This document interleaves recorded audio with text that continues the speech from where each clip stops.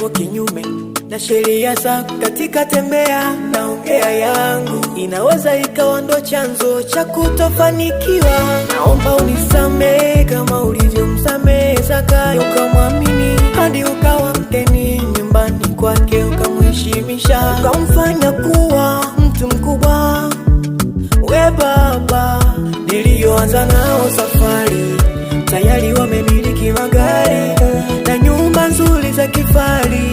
Nikumbuke na mimi nitoe kwenye hizo shida. Nifungulie baba, nifungulie nipate kuyaona mambo makubwa nisiyoyajua bila uwepo wako baba.